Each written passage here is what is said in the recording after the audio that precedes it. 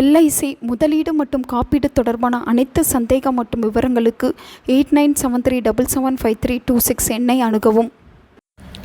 நாம் ஒவ்வொருவரும் பணத்தை சம்பாதிப்பதற்கு முக்கிய காரணம் நம்முடைய தேவைகளை பூர்த்தி செய்வதுதான். அப்படிப்பட்ட தேவைகளில் மிகவும் முக்கியமான ஒன்றாக இருப்பது நம்முடைய உணவு மற்றும் உடை போன்றவை தான். பணம் இருந்தாலே உண்ண உணவும் உடுத்த உடையும் கிடைத்துவிடும் அல்லவா?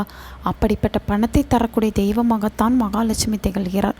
மகாலட்சுமியை வழிபாடு செய்ய பலவிதமான வழிபாடு முறைகள் இருந்தாலும் ஒரே ஒரு வெற்றிலையை வைத்து செய்யக்கூடிய ஒரு வழிபாட்டை பற்றி தான் இப்பொழுது பார்க்க போகிறோம். மகாலட்சுமி வழிபாடு என்றவுடன் மகாலட்சுமி வீட்டில் இருக்கக்கூடிய பொருட்களை பயன்படுத்தி வழிபாடு செய்யும் முறை என்றுதான் கூறப்படுகிறது.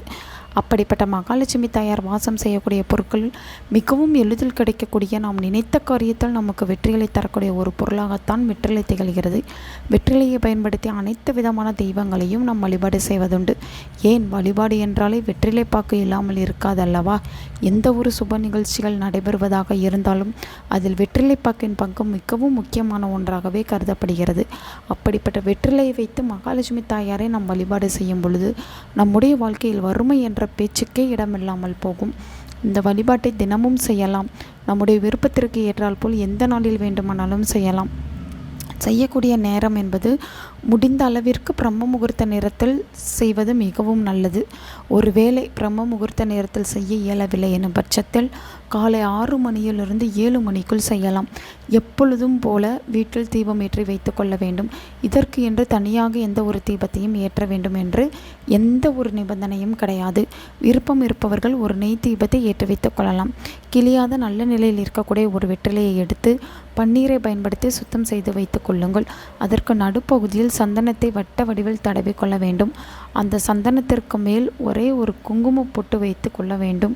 இப்பொழுது இதை நம்முடைய வீட்டு பூஜை அறையில் ஒரு சிறிய தாம்பலத்தட்டின் மேல் வைத்து அதை மகாலட்சுமியாக பாவித்து ஓம் தன தான்யாதி பாதையே நமக என்னும் மந்திரத்தை 108 முறை கூற வேண்டும்.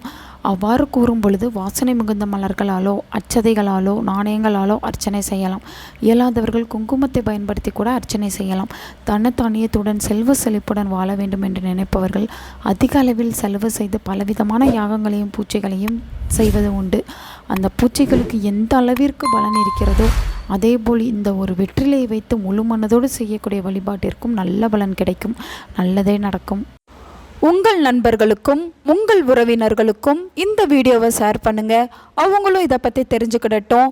ஆன்மீகம் டிவி தமிழ் சேனலை சப்ஸ்கிரைப் பண்ணுங்கள்.